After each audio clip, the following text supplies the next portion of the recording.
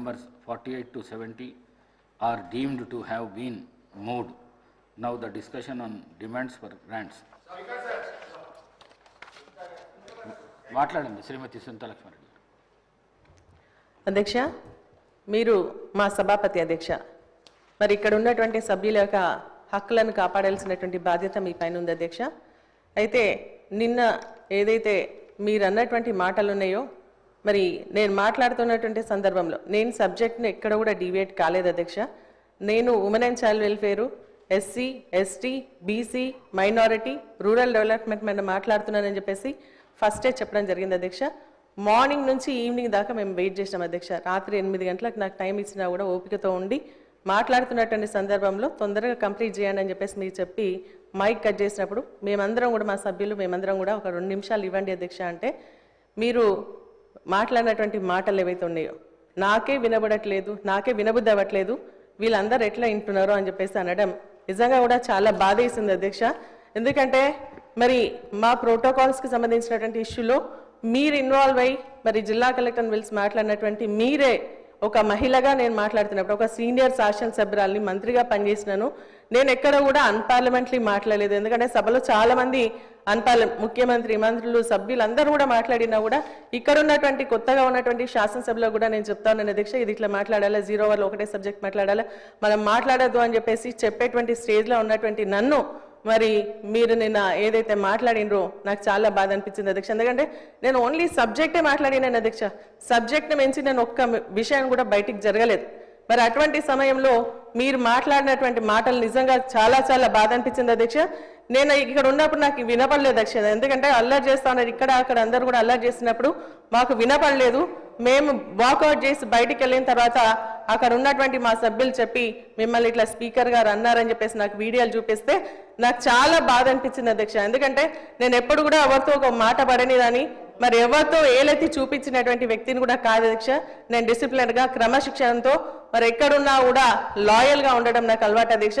కానీ మీరు నేను తప్పేం మాట్లాడిన అధ్యక్ష, మరి మీకు ఎందుకు వినబడేది కాలేదు నాకు అర్థం కాలేదు. ఇక్కడ నేను ఉన్నది మరి నా ప్రజలు, నియోజకవర్గానికి సంబంధించినటువంటి ప్రజలు నాకు పార్టీ అవకాశం ఇస్తే గెలిచి ఇక్కడ వచ్చినాను అధ్యక్ష.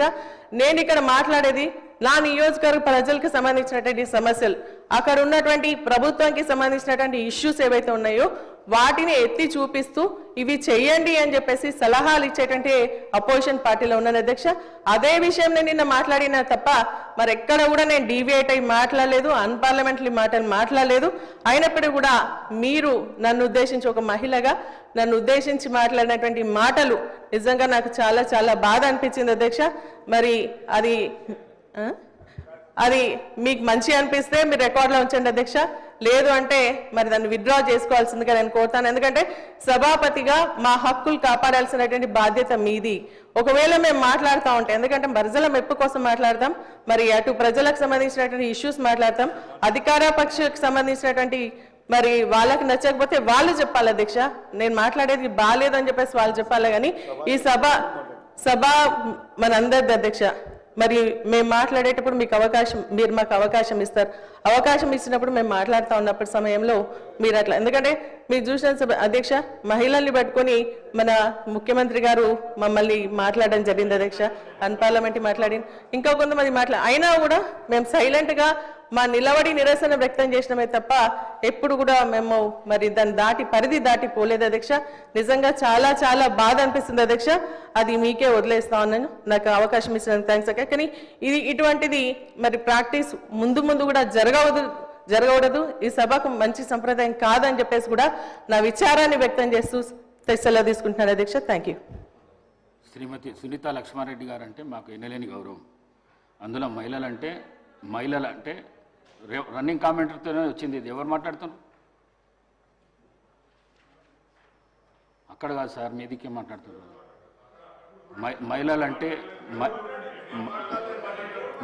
మహిళలంటే ఎన్నలేని గౌరవం నాకు 8 మంది సిస్టర్స్ ఉన్నారు. నేను మహిళలను చాలా ఎక్కువ గౌరవిస్తాను. నేను ఈ సీటు మీద ఉండి నేను మిమ్మల్ని అనుకోవడం మాత్రం చాలా పొరపాటు. అది మీరు మాట్లాడేటప్పుడు రన్నింగ్ కామెంటరీ ఇక్కడి నుంచి అక్కడి నుంచి వస్తున్నది. వారు మాట్లాడేది వినబడతలేదు, నాకే వినబడతలేదు, మీకు వినబడుతుందా అని చెప్పిన మిమ్మల్ని ఉద్దేశించి వినబుద్ధి అయితే లేదు నా మాట్లాడింది అని చెప్పినా కానీ వారిని ఉద్దేశించి చెప్పింది కాదు నేను. మీరు తప్పుగా భావించిండొచ్చు. మీ మనసు కష్టపడితే విడ్రా చేసుకుంటాను. రైట్.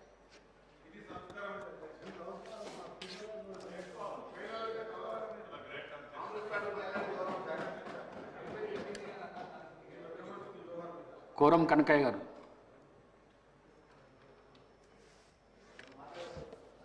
ధన్యవాదాలు అధ్యక్ష. పోడు భూములకు సంబంధించినటువంటి